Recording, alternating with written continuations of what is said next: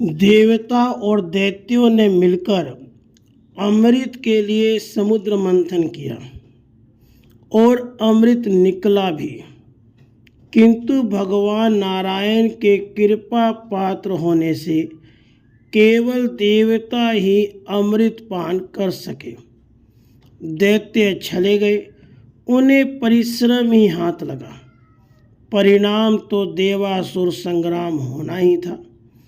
उसमें भी अमृत पान से अमर बने देवता ही विजयी हुए।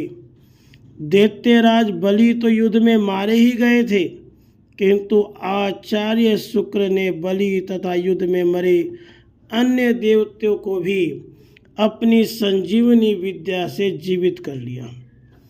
बलि अपने अनुचरों के साथ अस्ताचल चले गए। अपनी सेवा से बलि ने आचार्य शुक्र को प्रसन्न किया। आचार्य ने एक यज्ञ कराया। यज्ञ कुंड से प्रकट होकर अग्नि ने बलि को दिव्य रथ, अक्षय त्रोण तथा अन्य शस्त्र दिए। अब फिर बलि ने स्वर्ग पे चढ़ाई कर दी। इस बार बलि का तेज इतना दुर्धर्ष था कि देवराज इंद्र उन्हें देखते ही हताश हो गए। देवगुरु बृहस्पति ने भी देवताओं को चुपचाप भागकर पर्वतीय गुफाओं में छिप जाने का आदेश दिया। अमरावती पर बिना युद्ध बलि ने अधिकार कर लिया। स्वर्ग के सिंहासन पर वही स्थिर रह सकता है जिसने 100 अश्वमेध यज्ञ पूर्ण किए हो। कोई भी कर्म तभी फल देता है जब वह कर्म भूमि पृथ्वी पर किया गया हो। स्वर्ग में किए गए कर्म कोई फल नहीं देते। तुमने स्वर्ग पर अधिकार कर लिया है, किंतु यह अधिकार बना रहे इसके लिए 100 अश्वमेध यज्ञ तुम्हें पूरे कर लेने चाहिए। आचार्य शुक्र ने बलि को समझाया। बलि ने तो अक्षरशः आचार्य की आज्ञा के पालन का ही इधर व्रत ले लिया था। पृथ्वी पर नर्मदा के पवित्र तट पर उनका यज्ञ मंडप बना और एक के बाद एक दूसरा अश्वमेध यज्ञ वे करने लगे। 99 अश्वमेध यज्ञ निर्विघ्न पूरे हो गए। अंतिम अश्वमेध भी प्रारंभ हो गया। उधर देव माता अदिति अपने गृहहीन पुत्रों के दुख से अत्यंत दुखी थी। उन्होंने अपने पति देव महर्षि कश्यप से प्रार्थना की, ऐसा कोई उपाय बताने की कृपा करें जिससे मेरे पुत्रों की विपत्ति दूर हो जाए। महर्षि ने पयोव्रत करके भगवान की आराधना करने का आदेश दिया। अदिति ने बड़ी श्रद्धा और तत्परता से वह व्रत पूरा किया। उनकी आराधना से संतुष्ट होकर भगवान नारायण ने उन्हें दर्शन दिया। भगवान ने कहा, देवी जो धर्म की रक्षा करता है, धर्म सदा उसकी रक्षा करता है। जो धर्मात्मा है और धर्मज्ञ आचार्यों के आदेश पर चलता है, वह मेरे लिए भी अजय है। उसके साथ बल प्रयोग करके कोई विजयी नहीं हो सकता, लेकिन मेरी उपासना व्यर्थ नहीं होती। मैं तुम्हारे पुत्र रूप में अवतार लूँगा और देवताओं को उनका स्वर्ग युक्ति पूर्वक दिलाऊंगा। वरदान देकर भगवान अंतर्हित हो गए। अदिति के गर्भ से उन्होंने वामन रूप में अवतार धारण किया। महर्षि कश्यप ने ऋषियों के साथ वामन जी का संस्कार कराया। यज्ञोपवीत संस्कार हो जाने पर वामन बलि की यज्ञशाला की ओर चल पड़े। खड़ाऊ पहने, कटी में मेखला बांधे, छत्ता लगाए, दंड और जल भरा कमंडलू लिए ब्रह्मचारी वेश में वामन साक्षात सूर्य के समान तेजस्वी लगते थे। दैत्यराज बलि का अंतिम अश्वमेध यज्ञ भी पूर्ण आहुतियों के निकट ही था। यज्ञशाला के द्वार पर मूर्तिमान मार्तंड के समान जब वामन पहुँचे तब उनके सम्मान में सभी ऋत्विज, दैत्यराज बलि एवं अन्य सदस्य खड़े हो गए। बलि ने बड़े आदर से उन्हें उच्च आसन पर बिठाया, उनके चरण धोकर उनकी पूजा की। अंत में नम्रतापूर्वक बलि ने हाथ जोड़कर कहा, आप ब्रह्मचारी ब्राह्मण कुमार हैं, आपके पधारने से मैं धन्य हो गया। अब आप जिस उद्देश्य से आए वह बताने की कृपा करें।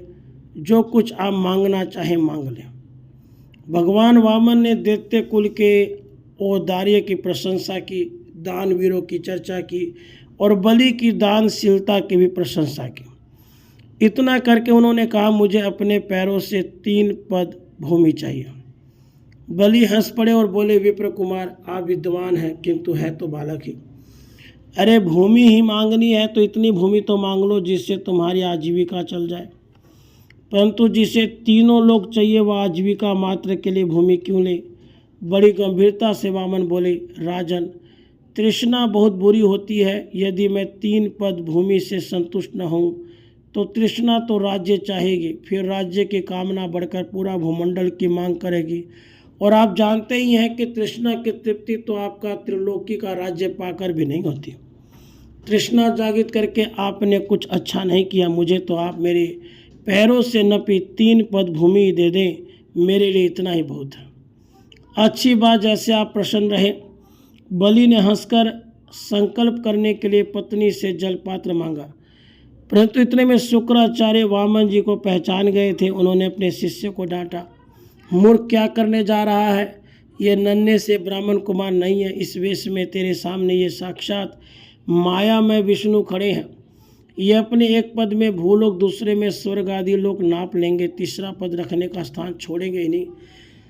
सर्वस्व इन्हें देकर तू कहाँ रहेगा? इन्हें हाथ जोड़ और कह दे कि देवता कोई और यजमान ढूंढो, मुझ पर तो कृपा ही करो। ये साक्षात विष्णु है। बलि भी चौंके। अपने आचार्य पर अविश्वास करने का कारण नहीं था। मस्तक झुकाकर 2 क्षण उन्होंने सोचा और तब उस महामनस्वी ने सिर उठाया, भगवान, आप इतने बड़े बड़े यज्ञों से मेरे द्वारा जिन यज्ञ मूर्ति विष्णु की आराधना कराते हैं वे साक्षात विष्णु ये हों या और कोई, मैं तो भूमि देने को कह चुका। प्रहलाद का पुत्र हाँ करके कृपण की भांति स्वीकार कर दे, यह नहीं हो सकता।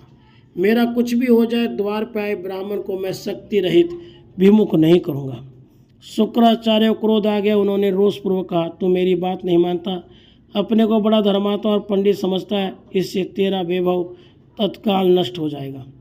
बलि ने मस्तक झुका के गुरुदेव का साफ स्वीकार कर लिया, किंतु अपना निश्चय नहीं छोड़ा। जल लेकर उन्होंने वामन को 3 पद भूमि देने का संकल्प कर दिया।